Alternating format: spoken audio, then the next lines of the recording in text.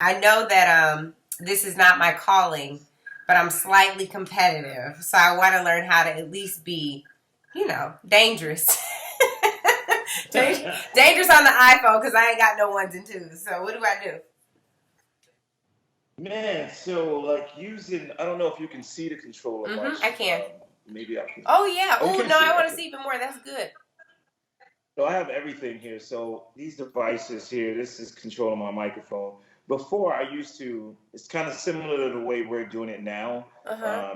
But like now I have the capability to plug it directly in my iPhone. So like the sound quality is going to be amazing starting today. But for this purposes, I can't plug it into the into Skype with all of this stuff. So this is man, this AV streaming mixer is awesome. I have the microphone plugged into it, so of course you have all your favorites here Uh huh. and reverb. I can just have some fun as if I were like DJing in the club.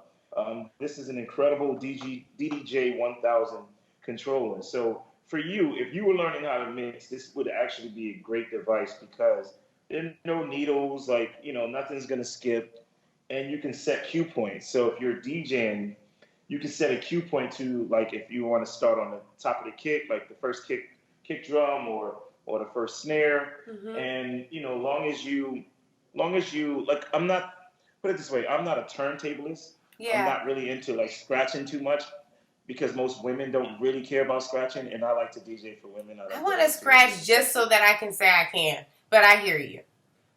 Yes. Well, I don't scratch like that.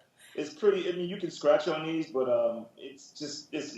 I'd rather scratch with records. Yeah. But for what I'm doing, and what I do in the clubs in terms of like this feeling, you always use. Well, you have right here. You have your tempo controller. So I always beat match. So if I'm playing a record on the right side and it's 98 beats per minute, and I want to mix it, I want to blend it, I will like use this if the song is like if this the song on this side is like 82 beats per minute. You would speed it up so it can beat match, and then you can blend with it based on. There's so much going on over here. Hold on, let me just try and show you. This is so cool. I've actually never done this before. So, all right, so here we go. So we have this incredible device here where you have all these controls. And the one thing about mixing records is that when you're trying to like mix and you want it to sound good, most times like if you have like two records playing at the same time, it will sound like noise. But you can use some of these knobs to change the frequency. So if I'm blending the two records and I only want the drums from the song on this side, not this side, but I still want the singing to be playing, I'll just turn this knob, which is like the low end knob. I should can't even see that really. Of course, we're doing this on Skype, so we're still having fun.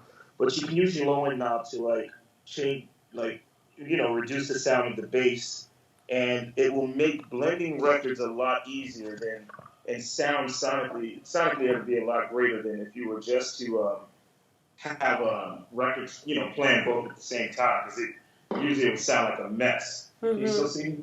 No, it froze on the board. Oh, there you go. Okay. So the last thing I saw was the fader. Do you call it a fader board? What do you call it? So this is the mixer. This is Mixer. this one controller, but this centerpiece is the mixer. Okay. And so the mixer has like all of your where you can control like the frequencies. Your EQs are here in the center.